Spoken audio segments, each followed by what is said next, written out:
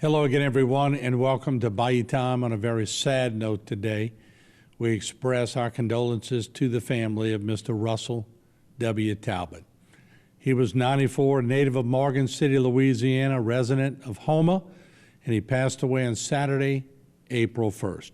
He is survived by his children, Sheila Arsenault, and fiance Jerry Benton, Letty Talbot, and husband Chris Baskell, and Russell W. Talbot Jr. and wife Angela. He had many grandchildren, and certainly they're all in our prayers tonight. Of course, he was born in Morgan City, as we said. His family moved to Montague when he was 4 years old during the Great Depression. Mr. Russell lived in Montague for 33 years. He then moved his family to Berg and spent his life there through 2021. Mr. Russell then moved into the homestead assisted living. Mr. Russell was a proud and decorated veteran of the Korean War. He received 2 Bronze Stars, National Defense Medal, United Nations Medal, Korean War Medal, and Overseas Bar. His hobby was raising finches and homing pigeons. I had a chance to speak to Mr. Russell, and I was very honored to do so at a Veterans Day program at the homestead. I now show you a part of that interview. He was a special man. Mr. Russell, what a great day. Good to see you. How are you? Doing good. I saw that young picture on the billboard over there. You were quite the handsome fella, huh? I didn't change that much. And your sense of humor is pretty good, too. Yeah, 22 years old then, Bill. I was raised on a plantation. I got a lot arrogant plantation.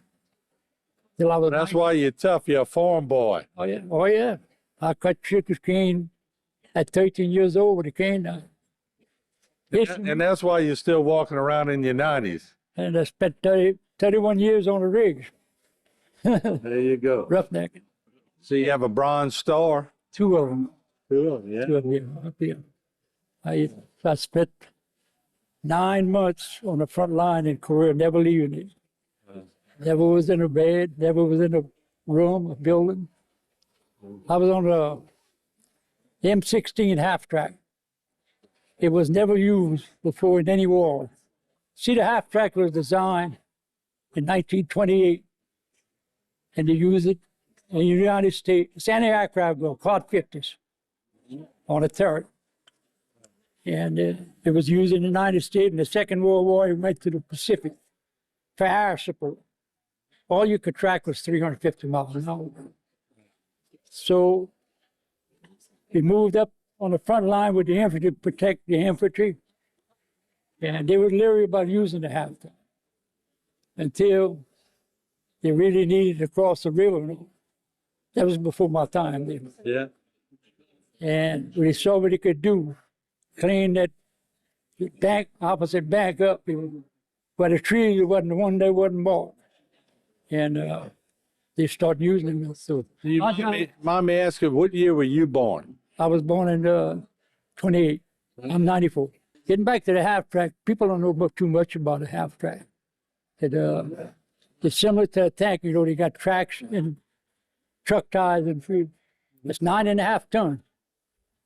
And it can move up to 40 miles an hour. That's some clucking when it's doing it. Yeah. And I've did it, you know. And, but anyway, it played an important role in Korea. And but they discontinued for the Vietnam War because you was out in the opening. But the tracks I was on, I was a chief. I was in charge of 3 of them towards the end. And they had shields on it. The lieutenant colonel had designed some shields, steel plates, where you could open them up, you know, when you're stationary, and close them, and it protects you too. I have an album from the day I left the courthouse square when I got drafted, 21 of us. Wow. Most of them are deceased now. But, the old Greyhound station, when I left there, I got all that in my album. I want to thank you for your service and thank you for what you mean to America. And y'all are all heroes in my eyes. And thank y'all for putting yourselves in danger so that I could go around with a microphone and interview guys like you. But no matter what you serve your country. All those in the rear sending up the ammunition and all, you all had an important role to play. It just happened to wherever you fell, you know. But Korea was a hell at 30 below zero. I'd move up on line with the infantry to protect them at night in the valleys. And every 20 minutes you had to crank it up and rock it so you could pull out in the morning before daylight because they couldn't see you. We'd move at dusk and I know my dad was in World War II and then went to Korea, so I'm familiar a little bit with Korea also. Y'all had it tough. yeah, I got an article in there too written when they started to drop the atomic bomb in Korea and all that stuff like that. There was more napalm bomb dropped in Korea than any other war.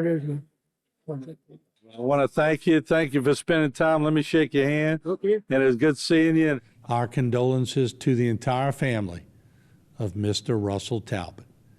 May he rest in peace.